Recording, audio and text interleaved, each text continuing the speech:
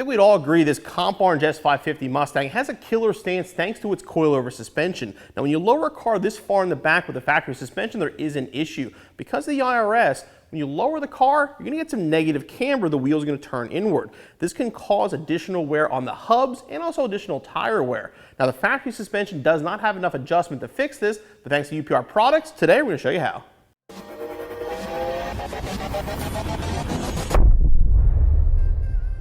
These billet adjustable rear camber arms will be direct replacements for the factory camber arms on all 2015 through 2019 Mustangs. They're going to bolt in the factory location, but thanks to this turnbuckle design, they're going to be adjustable. It's going to allow you to dial in your camber, so if your car is excessively low and you have too much negative camber, you can adjust it. You can also zero it out for drag racing or set up for road racing as well.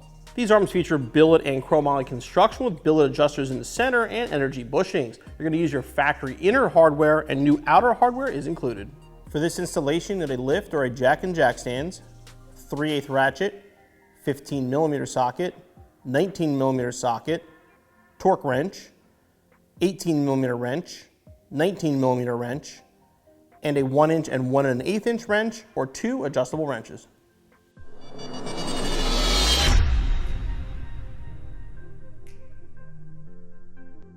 You want to get your car off the ground and remove the rear wheel. The first thing to remove is going to be this bolt out here. This is the camber arm, the factory piece. We'll start by removing the outside hardware and then remove the inside hardware. It's going to move our factory part.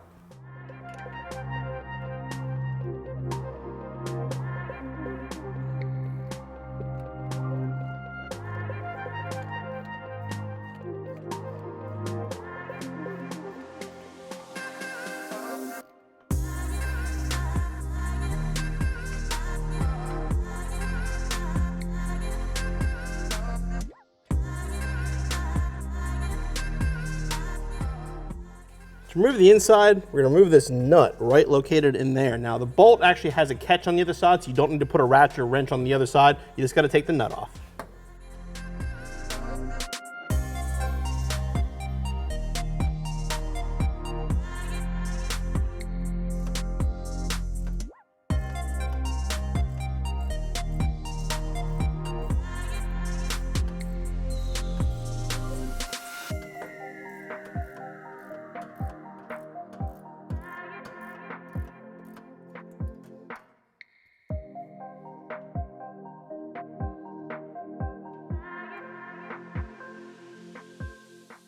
We can push the bolt through.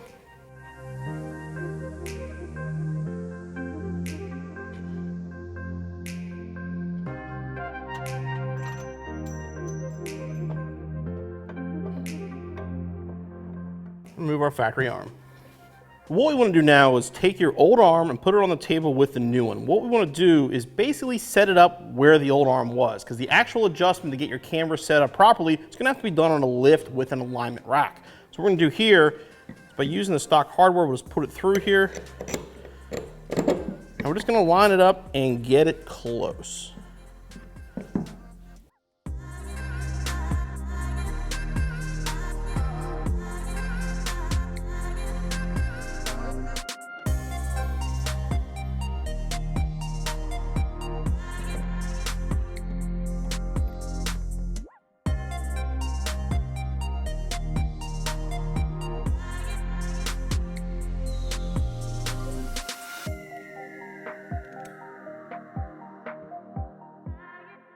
We'll just get these snug for now. We'll make adjustments later. Now we can put it on the car. Okay, I'm going to start with the outside first. Put the arm up into place. And make sure when you put it on, that side, there's actually a beveled edge inside there. Make sure that goes to the inside, and the bearings will sit like that in the end.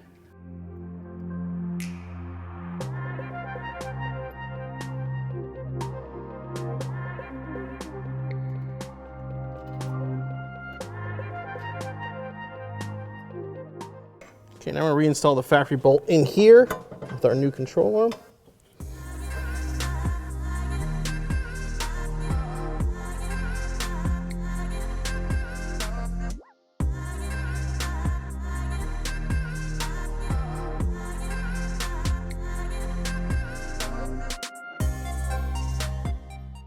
And you put the nut on.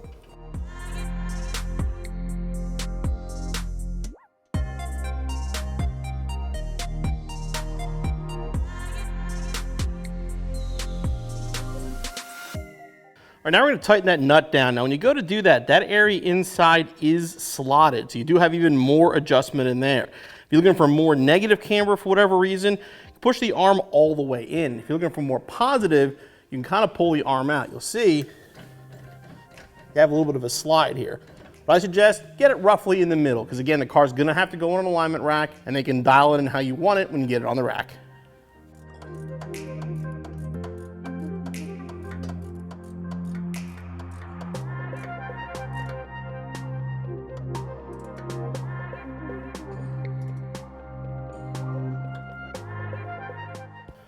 All right, now we can tighten down the outside bolt.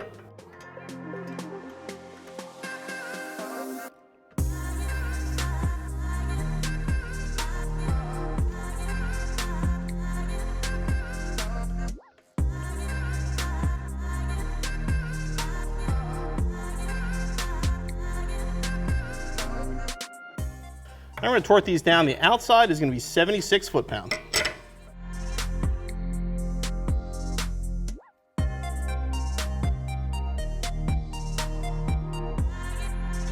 And then 85 foot-pound for the inside.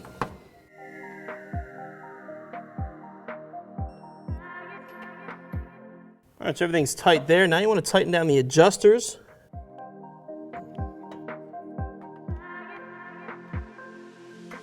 All right, repeat the process on the other side. Reinstall your wheels and tires, and your installation's finished.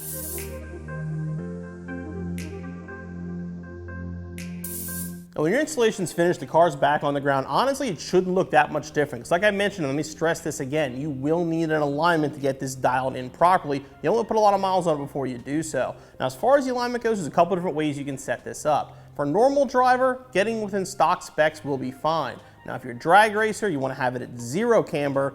And if you're going to be a road racer and autocross, stuff like that, a little negative camber is going to make a big difference. As far as the installation goes, it is pretty straightforward. I'd say about an hour and a half or so. We'll be back on the road in no time. Hey guys, hope you enjoyed that video. Make sure you click on the CJ button so you subscribe for future videos, and click the corner up here for more videos for your Mustang.